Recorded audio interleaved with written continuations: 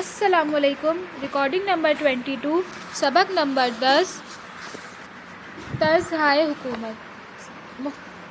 تفصیلی سوالات و جوابات۔ سوال نمبر 1، وحدانی اور وفاقی طرز حکومت کا فرق بیان کیجیے۔ جواب آئے گا، ہیڈنگ آئے گی وفاقی اور وحدانی طرز حکومتوں میں فرق۔ ان دونوں حکومتوں میں خاص فرق حسب ذیل ہے۔ ہیڈنگ نمبر 1، تقسیم اختیارات۔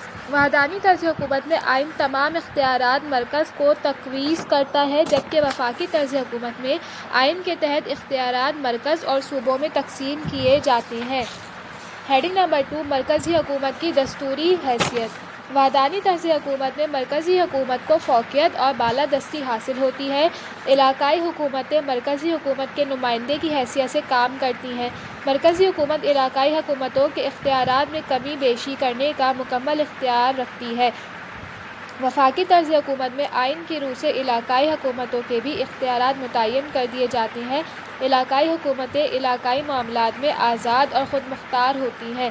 مرکزی حکومت بھی علاقائی معاملات میں بے جا مداخلت نہیں کر سکتی۔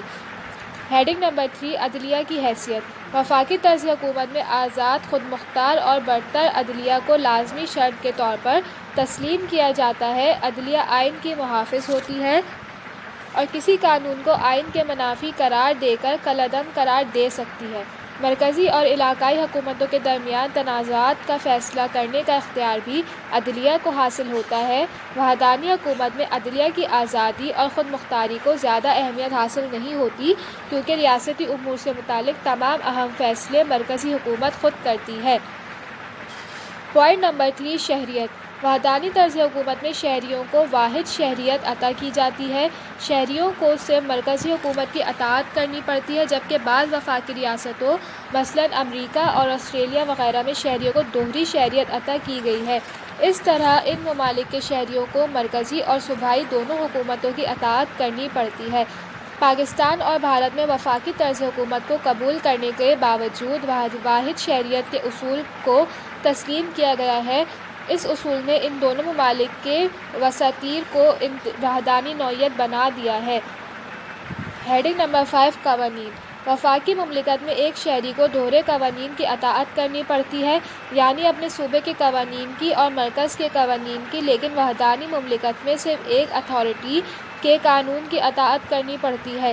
مثال کے طور پر پاکستان اور بھارت کے شہریوں کو اپنے اپنے صوبوں کے علاوہ مرکز کے قوانین کی بھی اطاعت کرنی پڑتی ہے، جبکہ برطانیہ اور فرانس کے شہریوں کو صرف مرکز کے قانون کی اطاعت کرنی پڑتی ہے، کیونکہ وہاں وحدانی حکومت ہونے کی وجہ سے صوبوں کی کوئی اپنی مقننہ نہیں ہے۔ ہیڈنگ نمبر 6، اکہرا اور دوہرا حکومتی نظام۔ وفاقی حکومت میں دوہرا حکومتی نظام ہوتا ہے۔ مرکزی حکومت کے علاوہ تمام صوبوں کی علیحدہ علیحدہ صوبائی حکومتیں ہوتی ہیں، مثال کے طور پر امریکہ، کینیڈا، بھارت اور پاکستان، لیکن وحدانی حکومت میں اکہرایا ایک ہی حکومتی نظام ہوتا ہے۔ آئین کے تحت تمام اختیارات مرکزی حکومت ہی کو حاصل ہوتے ہیں۔ اس سلسلے میں برطانیہ، فرانس، ناروے اور جاپان وغیرہ کی مثالیں ہمارے سامنے موجود ہیں۔ ہیڈنگ نمبر 7، آئین میں ترمیم۔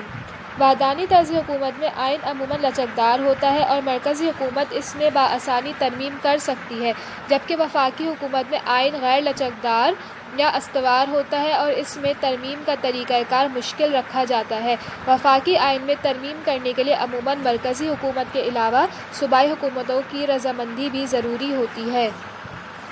سوال نمبر 2، پارلیمانی اور صدارتی طرز حکومت کا فرق بیان کیجیے۔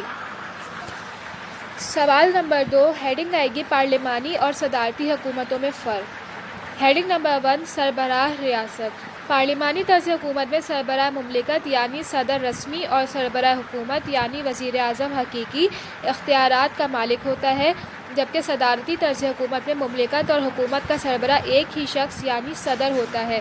صدر کو ملکی نظم کے سلسلے میں حقیقی اور وسیع اختیارات حاصل ہوتے ہیں۔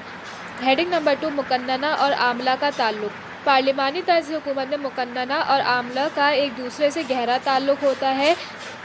وزیر اعظم اور اس کے وزراء عاملہ مقننہ کے باقاعدہ رکن ہوتے ہیں۔ اپنی کارکردگی کے سلسلے میں مقننہ کے سامنے جوابدہ ہوتے ہیں۔ وہ قانون سازی کے امور میں بڑھ چڑھ کر حصہ لیتے ہیں۔ برعکس اس کے صدارتی طرز حکومت میں نظریہ تفریق اختیارات پر عمل کیا جاتا ہے، یعنی اس میں مقننہ اور عاملہ کے درمیان برائے نام تعلق ہوتا ہے۔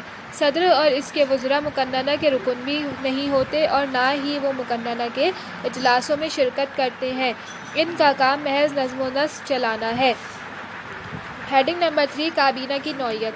پارلیمانی طرز حکومت میں وزیر اعظم کابینہ بناتے وقت اپنی پارٹی کے اہم اور بااثر اراکین کو لینے میں مجبور ہوتا ہے۔ کابینہ کے تمام ممبر اس کے ساتھی ہوتے ہیں اور اس کی رائے کو آسانی سے نظر انداز نہیں کر سکتا، بلکہ بعض دفعہ اہم امور میں وہ ان کی رائے ماننے پر مجبور ہو جاتا ہے۔ لیکن صدارتی طرز حکومت میں صدر اپنی کابینہ کو حاکم اعلیٰ ہوتا ہے اور اس کے وزراء اس کی حیثیت محض صلاح کاروں یا مشیروں کی ہوتی ہے، یعنی وہ صدر کو صرف مشورہ دے سکتے ہیں اور صدر ان کے مشورے کے بغیر بھی اپنی پالیسیوں کا اعلان کر سکتا ہے۔ صدر جب چاہے اپنے کسی وزیر کو ہٹا سکتا ہے۔ ہیڈنگ نمبر 4 حکومت کی میعاد۔ پارلیمانی طرز حکومت میں وزیر اعظم اور اس کی کابینہ یعنی عاملہ مقننہ کی خوشنودی میں کام کرتی ہے۔ وزیر اعظم کا عہدہ غیر مستقل ہوتا ہے۔ عدم اعتماد کی صورت میں پوری کابینہ مستعفی ہو جاتی ہے، جبکہ صدارتی طرز حکومت میں صدر کے عہدے کی میعاد مقرر ہوتی ہے اور صدر کو صرف مواخذے کے ذریعے ہی برطرف کیا جا سکتا ہے۔ ہیڈنگ نمبر 5 جنگ اور ہنگامی حالات۔ پارلیمانی طرز حکومت صدارتی طرز حکومت کی نسبت کمزور اور سست طرز حکومت ہے۔ پارلیمانی طرز حکومت میں وزیر اعظم کو بیشتر فیصلے مقننہ کو اعتماد میں لے کر کرنے ہوتے ہیں۔ اس وجہ سے جنگ اور ہنگامی حالات پر پارلیمانی حکومت مؤثر طور پر کنٹرول نہیں کر سکتی۔ صدارتی طرز حکومت میں صدر کے پاس وسیع اختیارات ہوتے ہیں۔ وہ جلد فیصلہ کر کے ہنگامی حالات پر مؤثر طور پر کنٹرول کر سکتا ہے۔ پوائنٹ نمبر 6 طویل المیعاد پالیسی۔ پارلیمانی طرز حکومت اپنی نوعیت کے اعتبار سے غیر مستحکم حکومت ہے۔ یہ طویل المیعاد پالیسی پر عمل نہیں کر سکتی۔ صدارتی حکومت مضبوط اور مستحکم ہونے کی وجہ سے طویل المیعاد پالیسی پر مسلسل عمل کر سکتی ہے۔ Paragraph change. پارلیمانی اور صدارتی طرز حکومت دونوں ہی اچھی قسم کی جمہوری حکومتیں ہیں۔ نیک نیتی اور دیانتداری سے اگر ان پر عمل کیا جائے تو یہ بڑی کامیاب ثابت ہو سکتی ہیں۔ ان دونوں حکومتوں کی خامیوں کو آسانی سے دور کیا جا سکتا ہے۔ برطانیہ میں پارلیمانی طرز حکومت اور امریکہ میں صدارتی طرز حکومت بڑی کامیابی کے ساتھ چل رہی ہے۔